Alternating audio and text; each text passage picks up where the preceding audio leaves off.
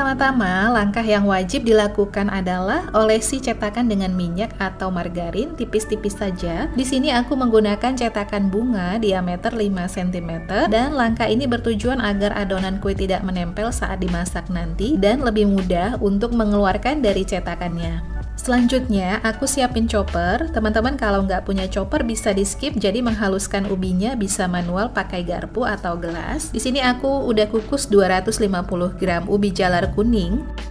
Lalu masukkan juga 50 gram tepung tapioka, 35 gram tepung beras, 15 gram tepung sagu, 100-120 gram gula, 1/4 sendok teh garam, 100 ml air, dan 200 ml santan kental, bisa juga gunakan santan instan. Lalu haluskan. Nah, jadi teman-teman bisa juga gunakan blender kalau tidak ada chopper ya. Kalau teman-teman ingin gunakan jenis ubi lain, misalnya seperti ubi ungu atau labu kuning, bisa sesuai selera. Selanjutnya, aku akan saring adonan agar teksturnya halus dan tidak ada yang bergerindil. Untuk adonan ini memang kental seperti ini, lalu aku sisihkan dulu. Berikutnya, membuat adonan putih, yaitu siapkan mangkuk. Aku tuang 120 gram tepung beras, 60 gram tepung tapioka, 60 gram tepung sagu, 3/4 sendok teh garam, 1/4 sendok teh vanili bubuk. Kalau mau diganti vanila cair juga bisa. Untuk santannya 450 ml. Kalau menggunakan santan instan bisa dengan 200 ml dicampur dengan air ya. Lalu aduk-aduk hingga tercampur rata. Nah, selanjutnya akan aku saring juga adonan putihnya agar teksturnya halus dan tidak bergerindil. Nah, ini kukusannya sudah aku panaskan. Lalu susun cetakan. Lanjut aku mengisi adonan dengan menggunakan sedotan plastik atau bisa gunakan sendok yang kecil. Jadi adonannya diletakkan di bentuk bulatan kecil di tengah cetakan, dan ini aku buat selang-seling antara putih dan kuningnya ya. Lalu kukus sebentar selama 3 menit dengan api yang sedang saja ya. Setelah 3 menit, lanjut tuang adonan kuning dan putih secara selang-seling silih berganti. Dan ini diisi sampai setengah cetakan saja.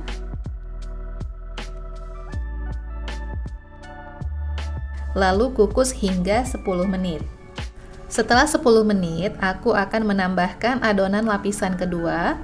Jadi yang di lapisan pertama kuning, aku akan tuang dengan adonan putih.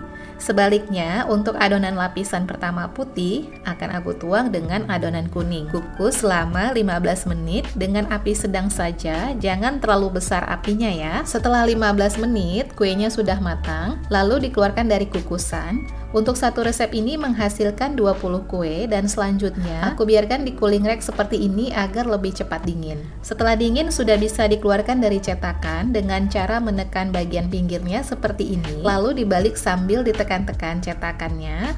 Nah, seperti ini hasilnya. Lalu untuk isian snack box, aku gunakan kotak mika sekat 4 ukuran 15 x 15 cm. Dan aku susun selang-seling warnanya agar lebih menarik. Lalu tutup dan tempel dengan stiker, tapi ini opsional aja ya teman-teman. Masya Allah, cantik banget. Dan kalau teman-teman ingin gunakan cetakan model lain, boleh sesuai selera. Dan aku mau icip dulu.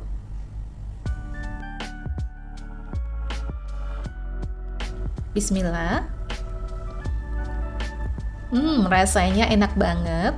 Kuenya kenyal-kenyal tapi lembut, manisnya pas, dipadu dengan gurihnya santan. Recommended. Kue ini sangat cocok menemani di waktu santai bersama keluarga saat minum teh atau acara lainnya.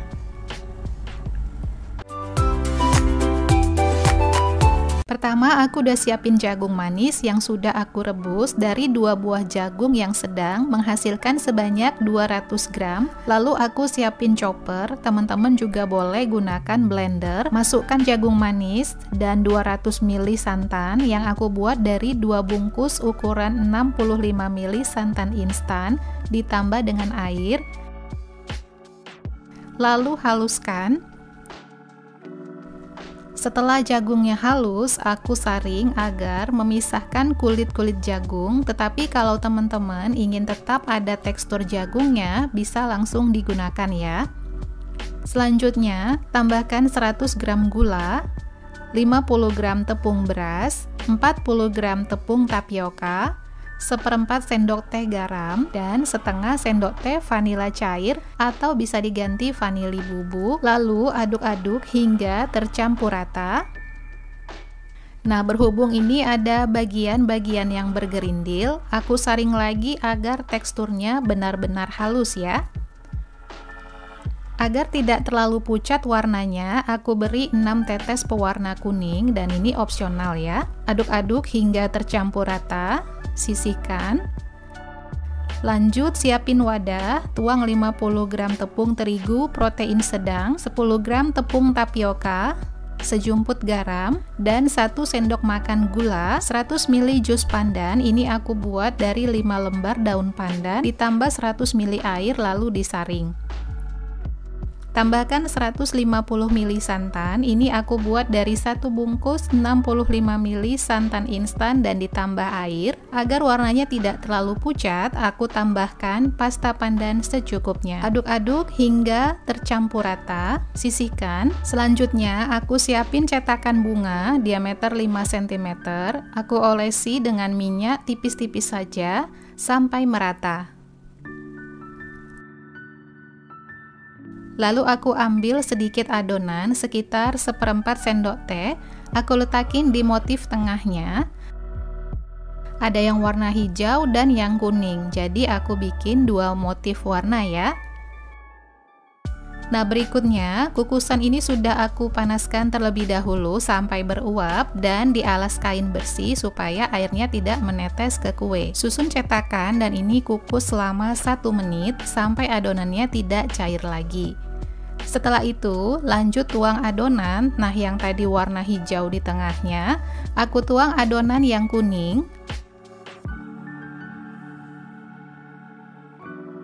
Sedangkan untuk yang kuning bagian tengahnya, aku tuang dengan adonan hijau. Jadi selang-seling ya teman-teman agar bervariasi. Selanjutnya kukus selama 5 menit. Setelah 5 menit, lanjut menuang adonan selang-seling juga. Kalau lapisan bawahnya hijau, tuang dengan adonan kuning.